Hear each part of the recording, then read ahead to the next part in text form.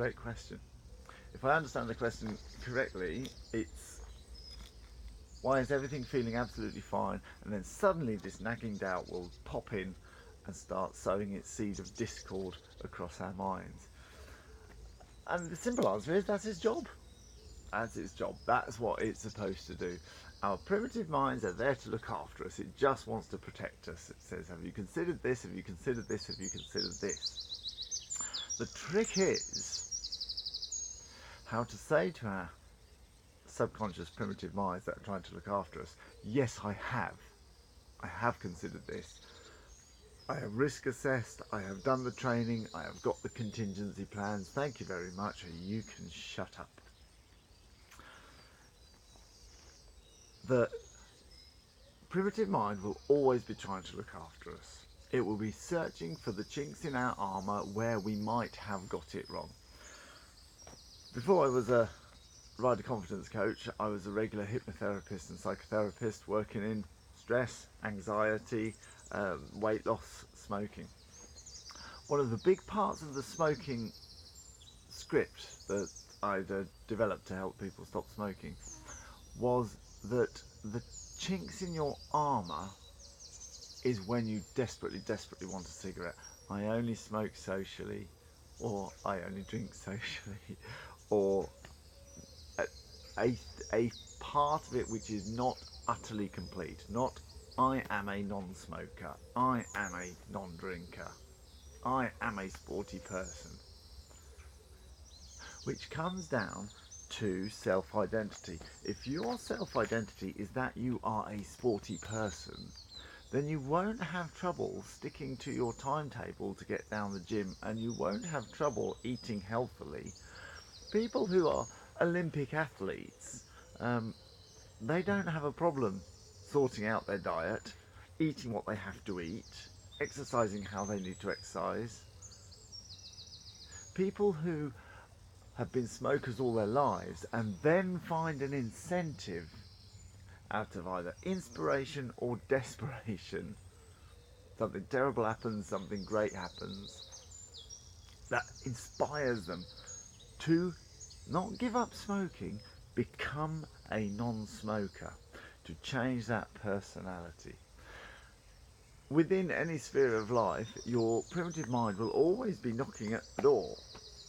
But if you identify yourself as somebody who has done the training, done the risk assessment, made the contingency plans, and knows what they're doing, and live in that identity, then you won't have a problem when your primitive mind comes knocking at the door saying, oh, have you thought of this, have you thought of that? Very easy to say. Very easy to say. You may have people in your life who go from the same situation and get out of it and then get into identical situation over and over and over again.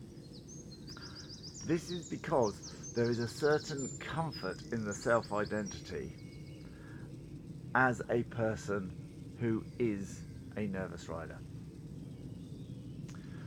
or as a person who is a confident rider 80% of the time, but 20% of the time I do this, I do that. The identity of the person, I have people coming on the rider confidence course who identify so solidly with being a nervous rider that they're almost beyond help. Almost. And that's the key, to find that little. I'm then doing the opposite of what the primitive mind is doing. I'm finding the crack in the armour and breaking it open and expanding that bit. At the same time, the primitive is trying to do exactly the same.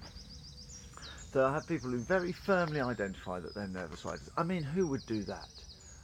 A lot of people is the answer. So there's a little YouTube channel I just stumbled across recently. It was just suggested to me. Was it the story of a nervous rider? No, a scared rider's saga. I can't remember. And it's a girl and her friend documenting themselves being scared on their horses, and presumably that will have a certain rapport with certain people, and their YouTube channel will be supportive to nervous riders, and it's marvellous, you would have thought. But then I thought, oh, here we are. If this channel becomes popular, I could make myself a bit better known. I could go and help this saga of a scared rider, and we'll document that. It'll be marvellous. But it's not going to happen. Imagine that the YouTube channel takes off and she gets a lot of support and good feelings from being a nervous rider, and along comes Karl Greenwood going, I'll fix you. And she comes along to the Rider Confidence course and does brilliantly. Okay, so there you go. Would she stay? Would she now be a confident rider? Would she change her YouTube channel to the saga of a confident rider? No, because there's an invested interest in maintaining that self-awareness, that self-identity, that this is me. Now, I promise you, everybody has their level where these nervous instincts kick in from the primitive mind.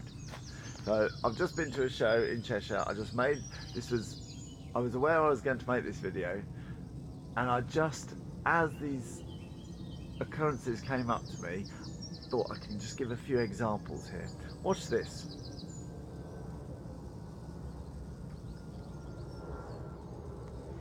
So there we are.